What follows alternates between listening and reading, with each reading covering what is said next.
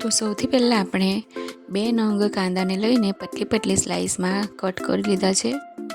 હવે એની અંદર આપણે આપણા જે બેસિક મસાલા છે, લાલ મરચું પાવડર, હળદર, ધાણા જીરું, ગરમ મસાલો અને મીઠું સ્વાદ પ્રમાણે એડ કરી લીધો છે. સાથે જ આપણે થોડા લીલા ધાણા અને એક મોટો બાઉલ ભરીને ચણાનો લોટ લઈ લેવાનો છે. હવે એને ધીરે ધીરે થોડું થોડું પાણી આપણે એડ કરતા જઈને એનું બેટર બનાવવાનું છે. પાણી આપણે એક સાથે નથી નાખવાનું, થોડું થોડું એડ કરતા જવાનું અને મિક્સ કરતા જવાનું છે.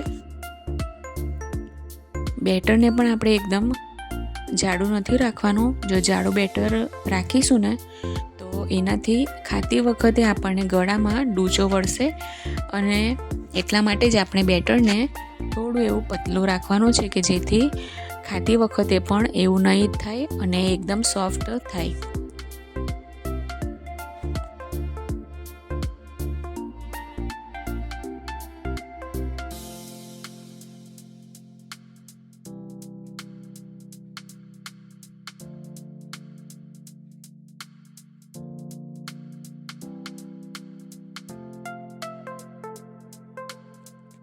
તો તમે જોઈ શકો છો, આવી રીતનું આપણે બેટર રેડી કરવાનું છે.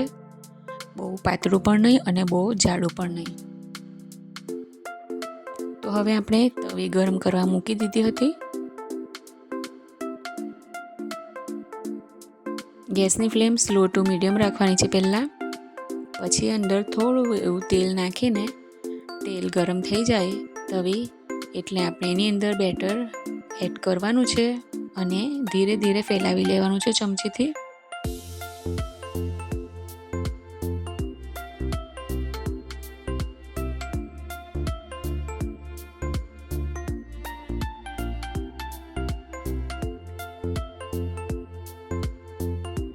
હવે એક સાઈડથી બરાબર થોડું શેકાઈ જાય પછી જ આપણે એને ફેરવવાનું છે.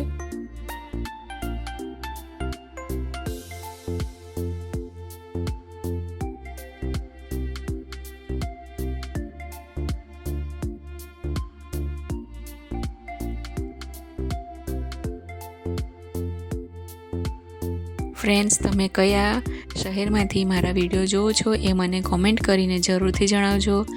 મારી ચેનલ પર નવા આવ્યા હોવ તો ચેનલને સબસ્ક્રાઈબ કરી દેજો, અને મારી રેસિપીઝ ગમતી હોય તો વિડીયોને લાઈક કરવાનું ભૂલતા નહીં.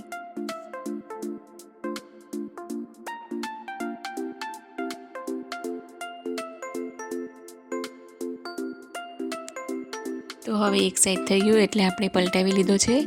એવી જ રીતે આગળ પાછળ બંને સાઈડથી આપણે બરાબર શેકી લેવાનું છે. થોડું થોડું પ્રેસ કરતા જવાનું અને પોળાને શેકવાના છે.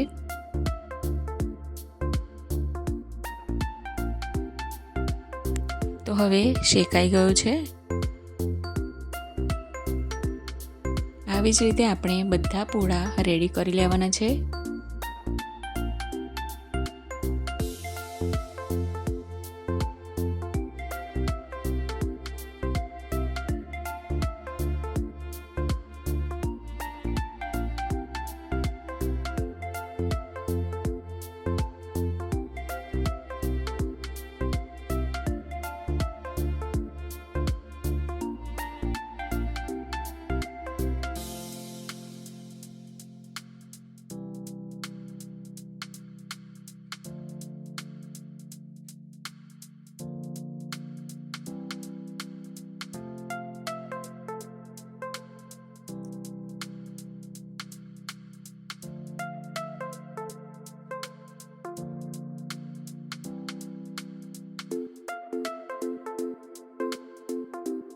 તો હવે બધા જ પૂરાને આપણે રેડી કરી લીધા છે.